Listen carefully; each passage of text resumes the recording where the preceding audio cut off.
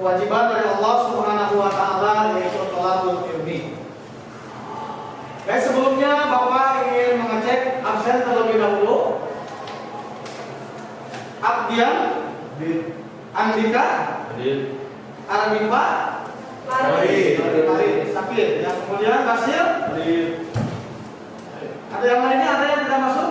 Dwi, Yasin, Sakir, Dwi, Sakir, kemudian juga Yasin, Sakir.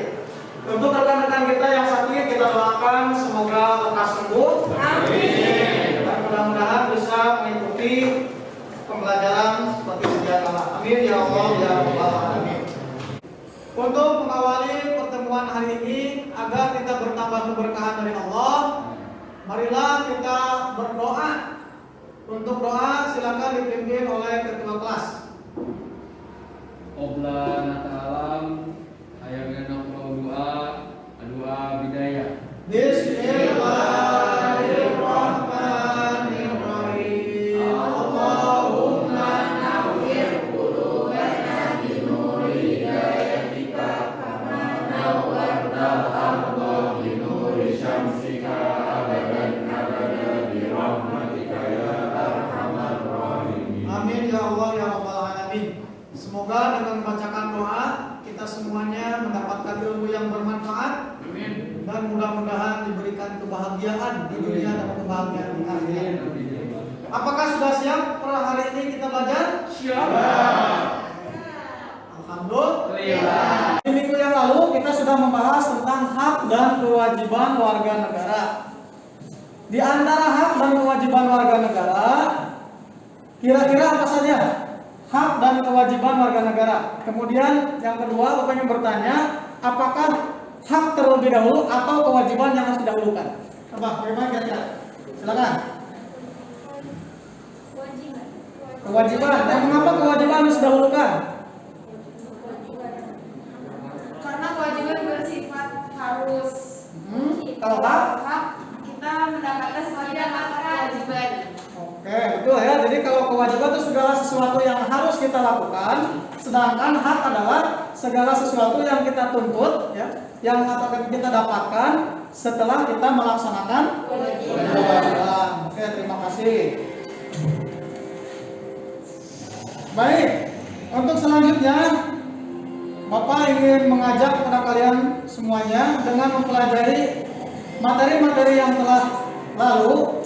Kemudian juga materi yang akan kita kaji pada hari ini, mudah-mudahan kita sebagai warga negara yang baik senantiasa dapat memperkokoh persatuan dan kesatuan bangsa, kemudian juga kita mempunyai nasionalisme yang tinggi dan cinta terhadap tanah air kita. Adapun tujuan pembelajaran hari ini, yang pertama adalah kalian sebagai peserta didik ini mampu memahami, kemudian juga mampu untuk menganalisis hubungan struktural dan fungsional pemerintahan pusat dan daerah sesuai dengan Undang-Undang Dasar Negara Republik Indonesia tahun 1945. Yang kedua, nanti kalian harus mampu menyajikan hasil telaah hubungan struktural dan fungsional pusat dan daerah. Dan yang terakhir, menganalisis penyelenggaraan pemerintahan di Indonesia. Tuh. Adapun materi pada hari ini, kita akan membahas tuntas tentang hubungan fungsional dan struktural pemerintahan pusat dan daerah, yaitu otonomi daerah, ya. Kemudian nanti secara garis besar materi ini akan menjelaskan tentang bagaimana hubungannya struktural dan fungsional, kemudian apa yang menjadi kewenangan dari pemerintahan pusat dan pemerintahan daerah dalam penyelenggaraan pemerintahan di Indonesia. Setelah ini Bapak juga akan menyampaikan penilaian untuk hari ini. Yang pertama, nanti kita akan melaksanakan kegiatan diskusi. Kalian nanti melihat di berbagai macam referensi, ya, dari link yang sudah Bapak berikan. Nanti dikaji di sana ya. Dari linknya ini tentang kasus-kasus yang berhubungan dengan struktural pemerintahan daerah dan pemerintahan pusat. Dapat dipahami? Ya. Baik. Baik, langsung saja Bapak akan menyampaikan terlebih dahulu LKPD sebagai nanti acuan untuk mengerjakan diskusinya.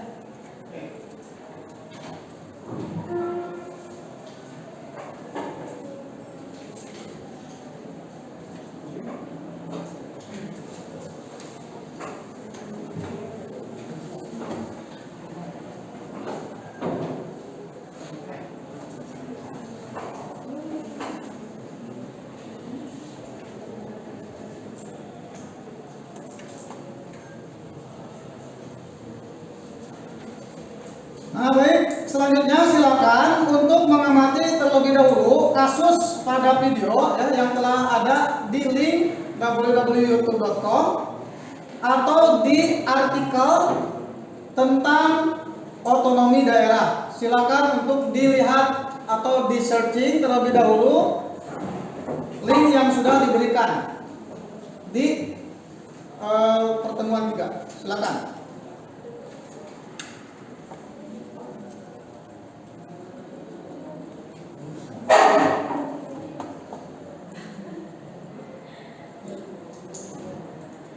Udah ya, coba dilihat dulu.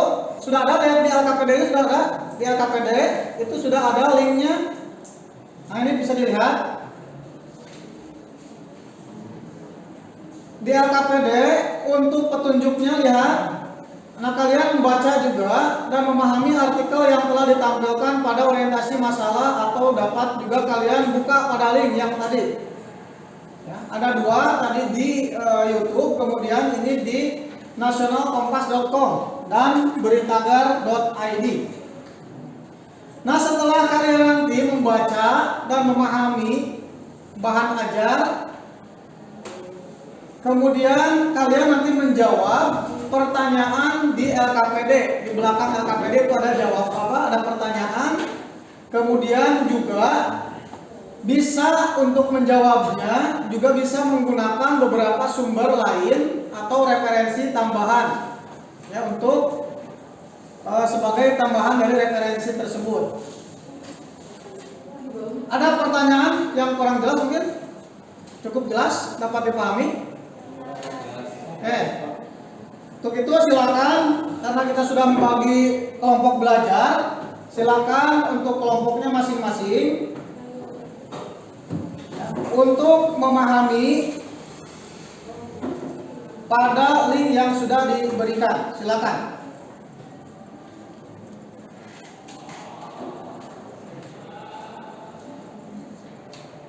Bapak berikan waktu 15 menit ya untuk berdiskusi dan mencari informasi berkenaan dengan kasus pada artikel yang sudah disampaikan. Silakan.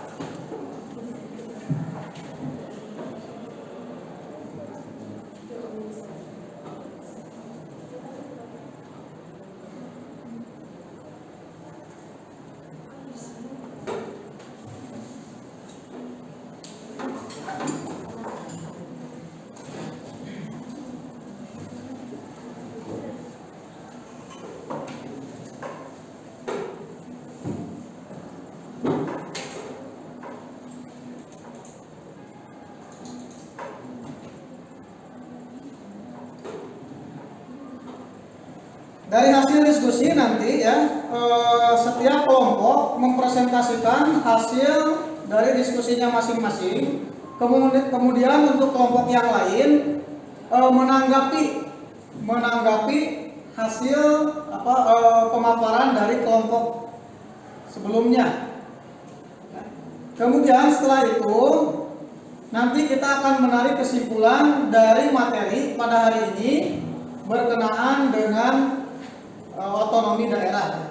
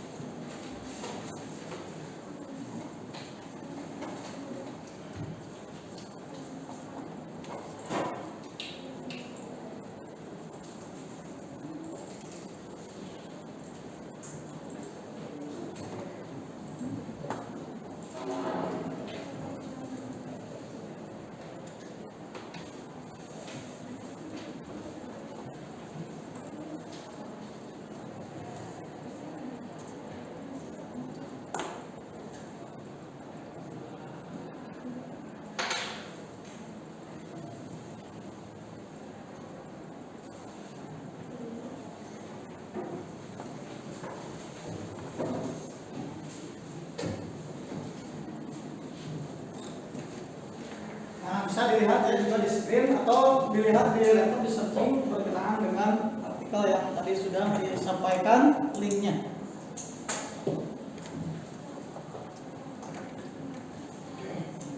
Ada yang pernah mendengar tentang Omnibus Law? Apa tuh kira-kira?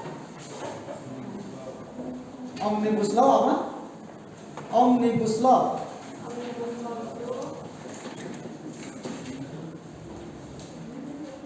Ini kita sempat ramai ya tentang Omnibus Law. Omnibus Law pertama kali muncul dalam pidatonya Joko Widodo.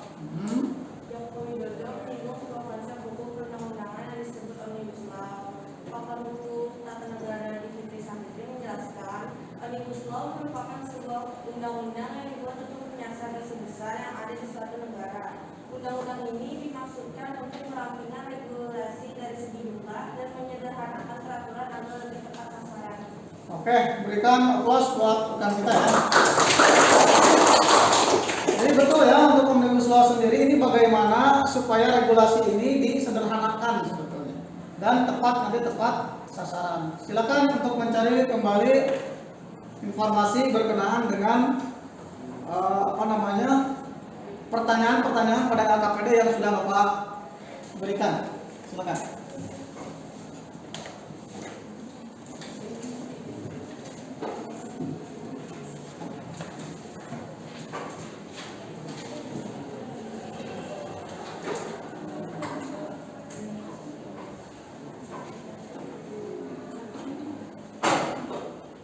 Dicatat di LKPD ya.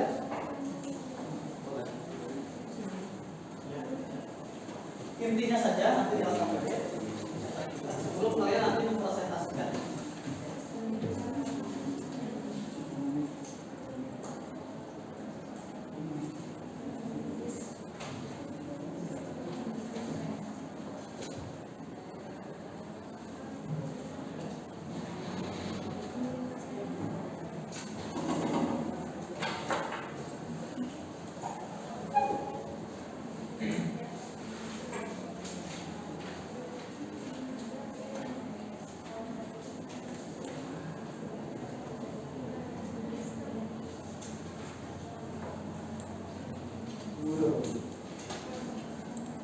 Mensyaratkan dengan berlakukannya Undang-Undang Cipta Kerja Nomor 11 Tahun 2000. Oke, bisa juga dilihat di sini ya. Serikat Pekerja Indonesia KSPI bersama sejumlah organisasi buruh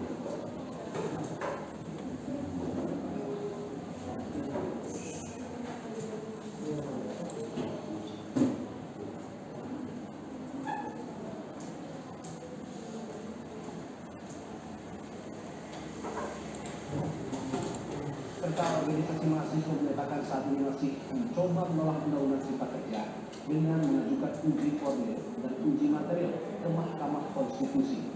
Menurut masa pengunjuk rasa, Undang-Undang Cipta Kerja menghilangkan kepastian kerja, bahkan tidak ada kepastian jaminan sosial bagi kehidupan para pekerja dan keluarga.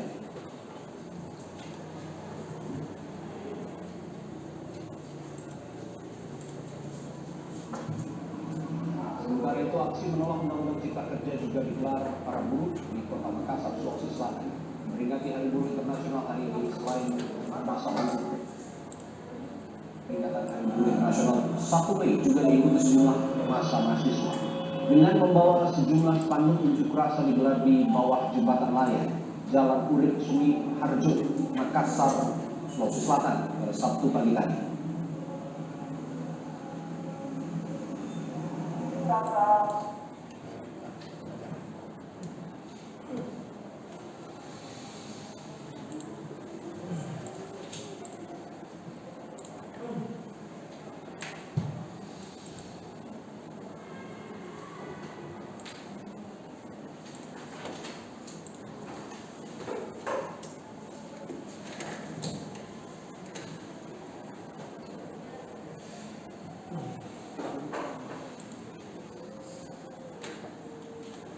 Baik, waktunya tinggal 5 menit lagi ya. Dipersiapkan setiap kelompok nanti memaparkan hasil dari diskusinya masing-masing. Kelompok lain nanti boleh memberikan sanggahan ataupun memberikan masukan ke kelompok yang sudah memberikan menyampaikan pemaparannya.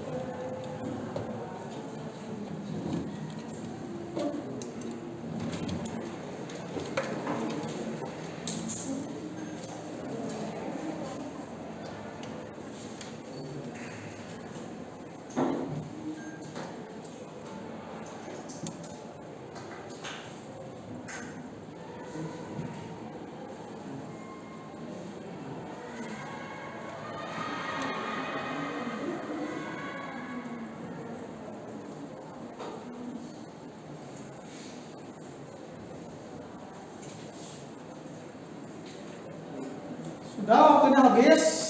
Saya persilakan ke kelompok pertama atau kelompok 1 untuk menyampaikan pemaparan hasil dari analisis dari artikel atau berita di link yang sudah disampaikan tadi. Silakan untuk kelompok 1 menyampaikan pemaparan hasil diskusi kelompoknya.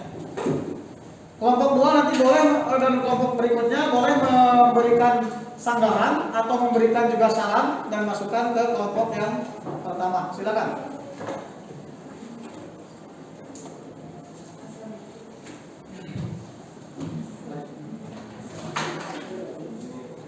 Ya, silakan dengan suara yang lantang.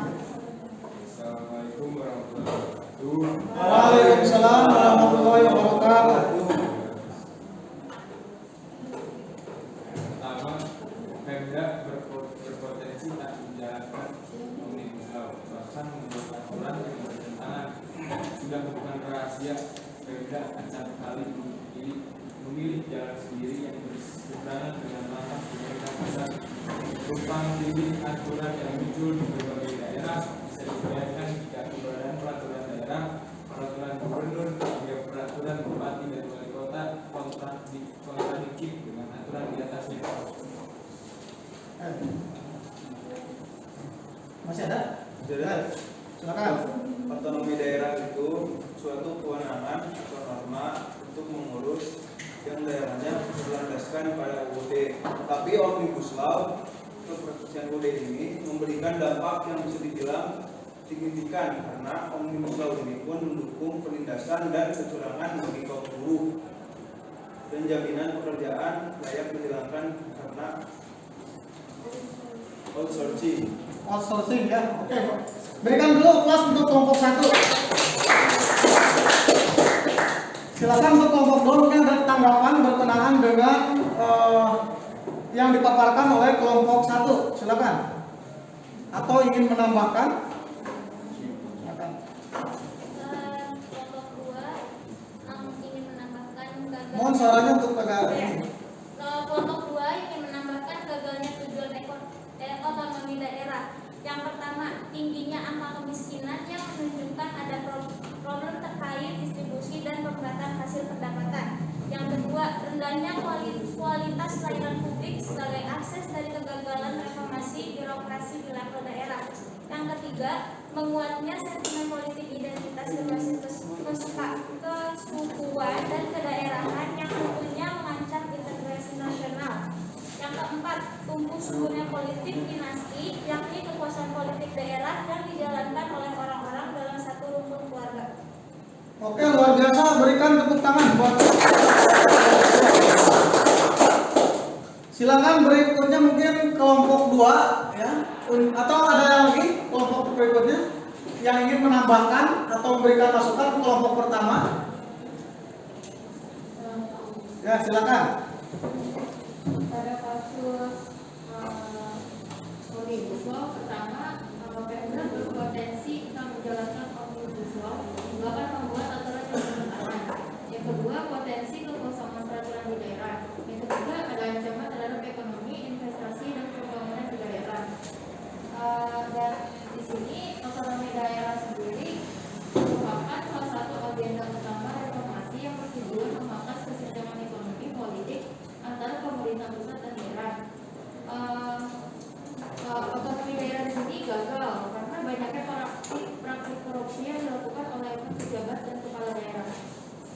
Oke, luar biasa, berikan tepuk tangan. Berikutnya ada yang menambahkan mungkin di kelompok yang lain. Kelompok 3. Silakan ke kelompok 3. Jadi saya dari kelompok 3 ingin memaparkan bagaimana jika omnibus law disahkan. Ada beberapa risiko. Yang pertama, kalau misalnya omnibus law itu dijalankan akan membuat peraturan yang bertentangan dengan peraturan. Lalu yang kedua, politik dan kepala daerah dan wakil rakyat atau DPR punya legitimasi yang kuat karena mereka dipilih langsung masyarakat setempat. Bahkan tidak jarang dialihkan peraturan lokal menjadi pertimbangan buat kebijakan pelaksanaan di tingkat daerah menjadi berbeda dengan peraturan pusat yang hierarki hukum lebih tinggi. Jadi mungkin merugikan yang ada di desa-desa itu. Oke, good. Terima kasih untuk kelompok. Selanjutnya mungkin kelompok berikutnya ada yang ingin menambahkan atau memberikan sanggahan ke kelompok yang lain? Silakan. Kalau tidak, saya lanjutkan ke kelompok 2 ya. Kalau tidak ada, ke kelompok 2 untuk memaparkan hasil diskusi yang sudah diberikan di link ya. Ada 4 di sana, ada 4 pertanyaan kan? Ya, silakan untuk menyampaikan.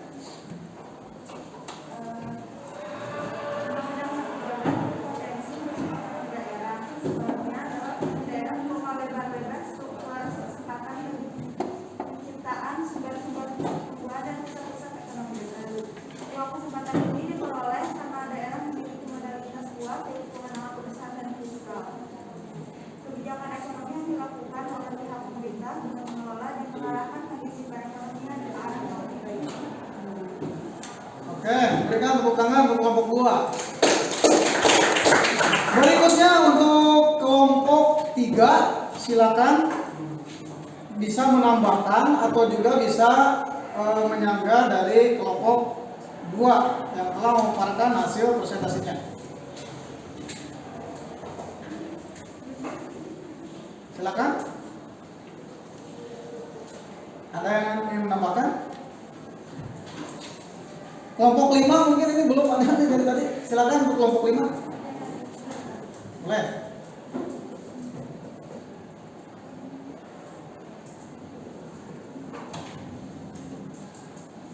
Silakan untuk kelompok 5 menyampaikan hasil dari diskusinya.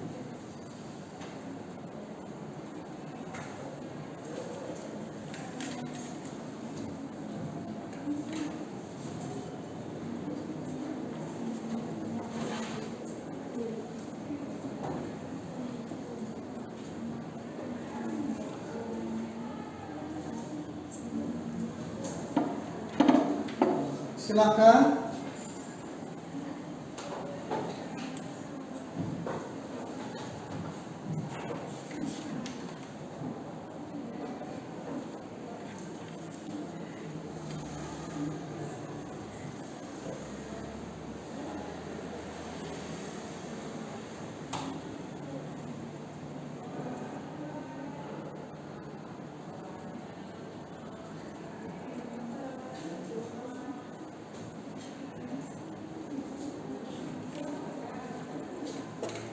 Sudah ada? Belum?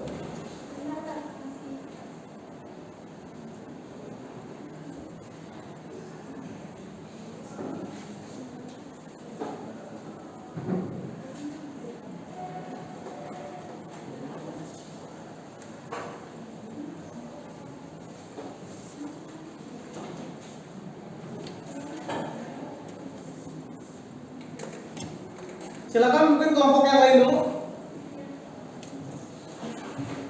Kelompok Nadia, silakan. Oh iya Kak, jadi masih otonomi daerah masih bersangkutan dengan omnibus law tadi. Jadi gini Kak, kalau daerah kan memiliki ruang untuk berinovasi dalam melakukan pelayanan publik. Dengan adanya omnibus law memberikan malah kita jadi abu-abu gitu, wewenangnya jadi nggak jelas gitu kan, karena jadi bertumpuk-tumpuk gitu kan. Terus berdasarkan studi KPPOD tahun 2020 yang fokus pada aspek penyederhanaan perizinan,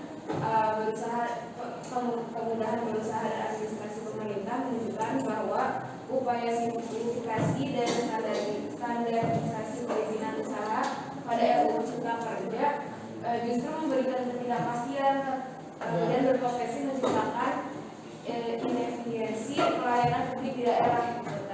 Oke, terima kasih Mbak Nadia ya. Betul.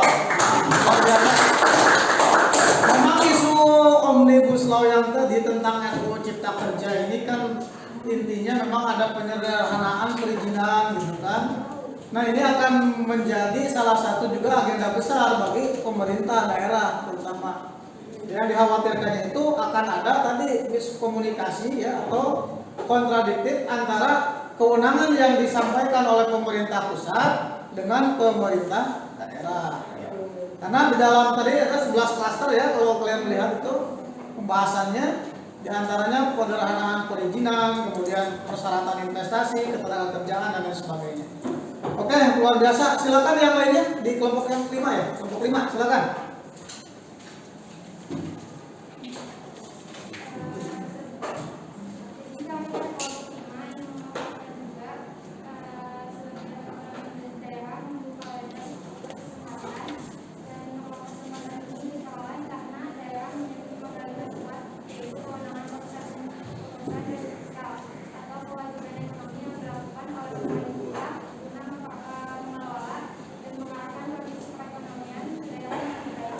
Oke, luar biasa, berikan tepuk tangan. Nah, juga betul ya. Kemudian juga pada prakteknya tentunya otonomi daerah ini bisa berjalan dengan baik ataupun berjalan dengan buruk. Tergantung bagaimana nanti pemerintah daerah melaksanakan otonomi daerah ini dengan baik. Sehingga di sini timbul dua permasalahan kan? Ada permasalahan yang sifatnya kelebihan, katakan ada kekurangan. Jadi setiap program yang dilakukan itu pasti ada kelebihan dan kekurangannya. Nanti di LKPD nomor 3, coba lihat di situ ada mengidentifikasi mengenai kelebihan dan kekurangan desentralisasi. Coba silakan kelompok mana saja yang ingin menyampaikan. Kelompok 2 silakan. Di sini ada desentralisasi. Desentralisasi adalah penyerahan wewenang pemerintahan oleh pemerintah kepada daerah otonom untuk mengatur dan mengurus urusan pemerintah dalam sistem kenegaraan atau Republik Indonesia. Desentralisasi ini ada dua, yaitu ada kelebihan sama kelemahannya. Kelebihannya, struktur organisasi merupakan pendelegasian wewenang dan mempengaruhi manajemen pemerintah pusat. Terus ada mengurangi bertumpuknya pekerjaan di pusat pemerintahan. Terus ada lagi dalam menghadapi permasalahan yang mendesak pemerintah daerah tidak perlu menunggu instruksi dari pusat. Itu yang kelebihan. Yang kelemahannya, keseimbangan dan keserasian tujuan dapat mudah terganggu. Yang pertama, yang kedua, desentralisasi dapat menunjukkan sifat kedaerahan. Yang ketiga, memerlukan banyak waktu untuk melakukan perundingan atau musyawarah. Yang keempat, memerlukan biaya besar. Dadah. Oke, luar biasa ya, berikan tepuk tangan.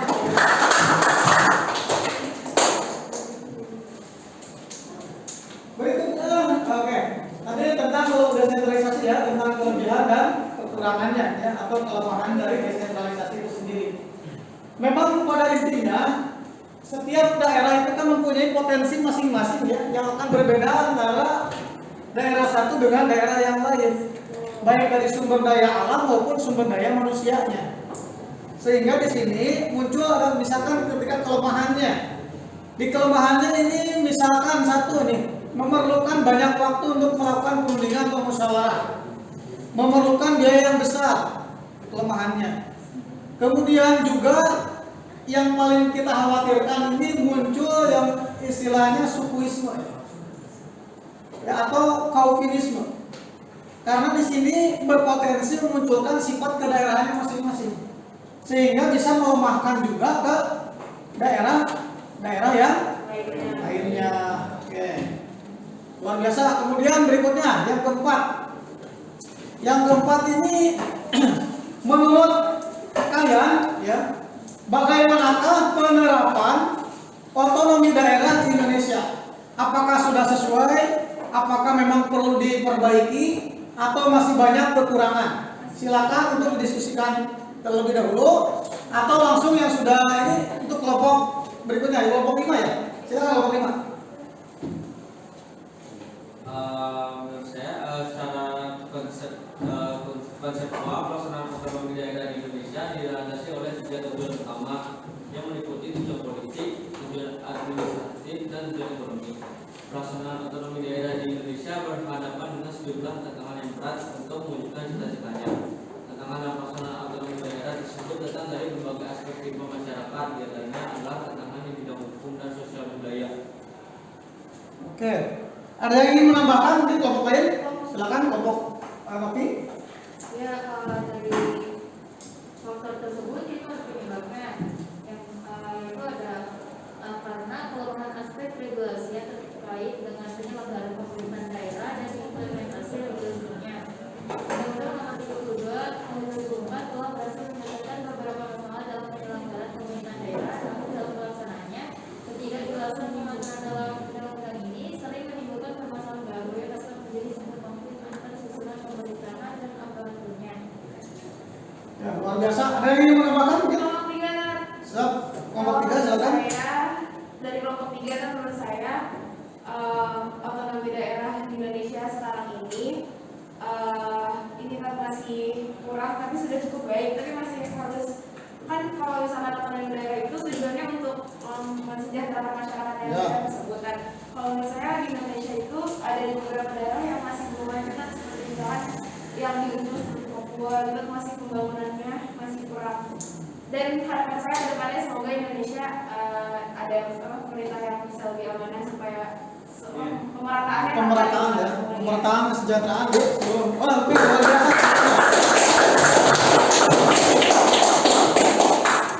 Oke, yang lain ada yang ingin menambahkan mungkin? Silakan. Cukup. Oke, silakan kelompok 1. Mungkin kan dari Omnibus Law ini bisa berpotensi merusak otonomi daerah kan.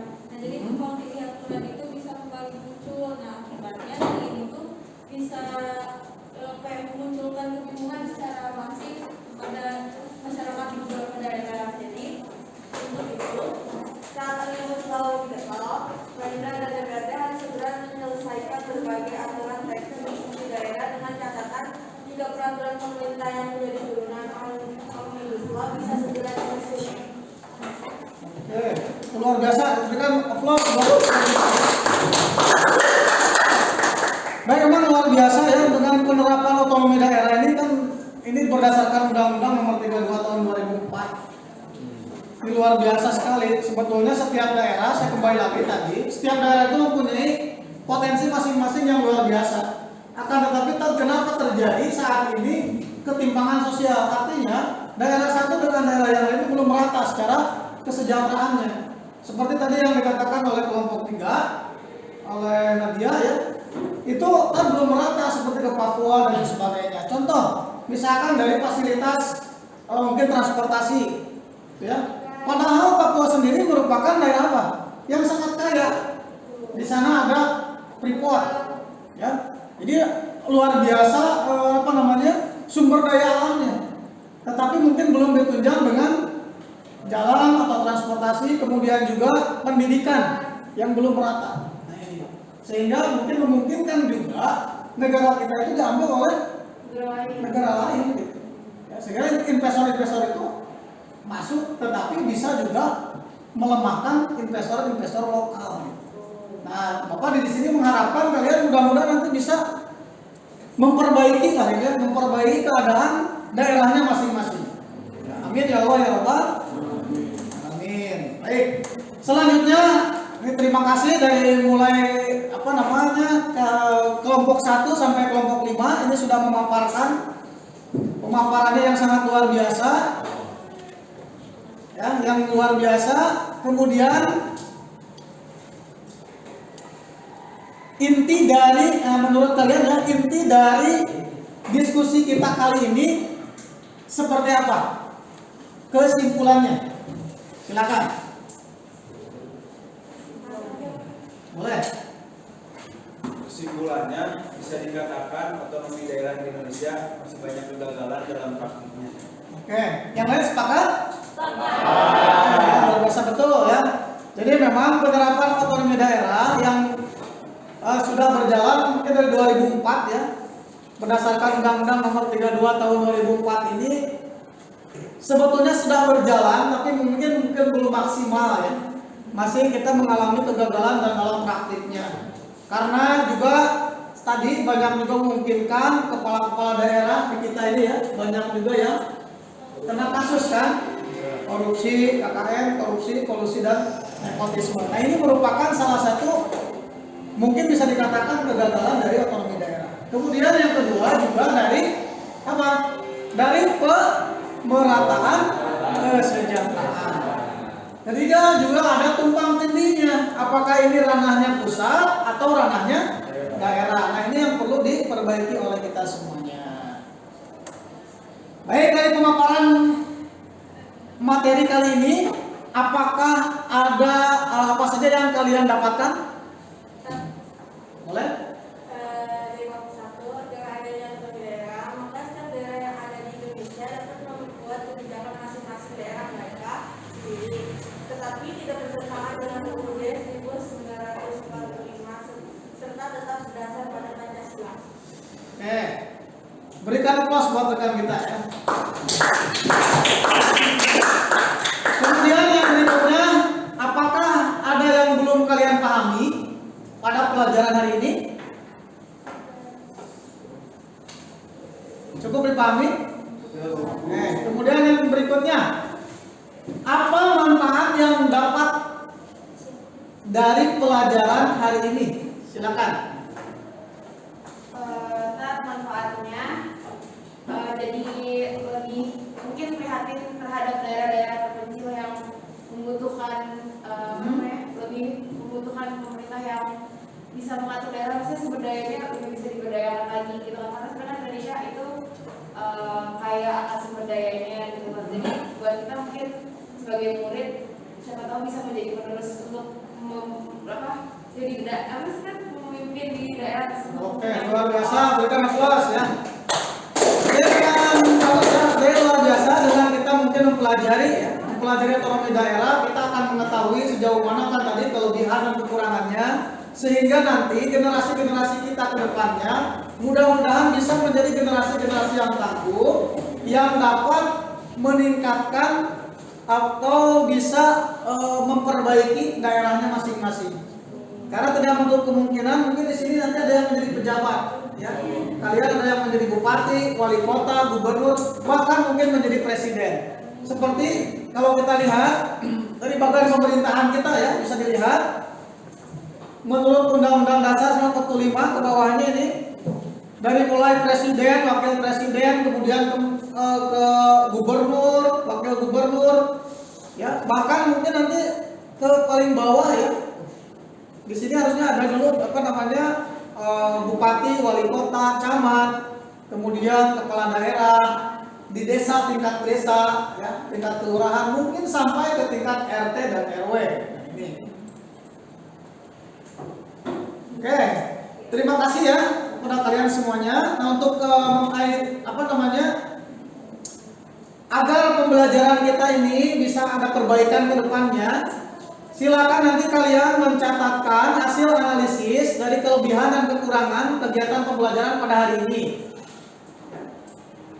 Kemudian jangan lupa nanti ada tes ya yang sudah Bapak berikan, ada tes evaluasi yaitu dengan tes tulis 10 soal berkenaan dengan materi tadi ya yang sudah disampaikan tentang kewenangan daerah pusat, dari pemerintahan pusat dan pemerintahan daerah. Nah, untuk berikutnya di pertemuan yang akan datang kita akan lebih memperdalam bagaimana penyelenggaraan pemerintahan di Indonesia. Dari mulai nanti sentralisasi seperti apa, kemudian tugas pembantuannya dan desentralisasinya. Hari ini kita sudah membahas tentang desentralisasi, kemudian nanti di minggu yang akan datang kita akan mengupas tentang sentralisasi dan tugas pembantuan. Untuk menutup pertemuan kita hari ini agar bertambah juga keberkahan dari Allah Subhanahu wa taala dan kita semuanya mendapatkan ilmu yang bermanfaat. Maka untuk mengakhiri kegiatan belajar mengajar pada hari ini, marilah kita berdoa bersama-sama. Untuk doa silakan dipimpin kembali oleh ketua kelas. Ba'da natalam saya berdoa doa bidayah. Bismillahirrahmanirrahim.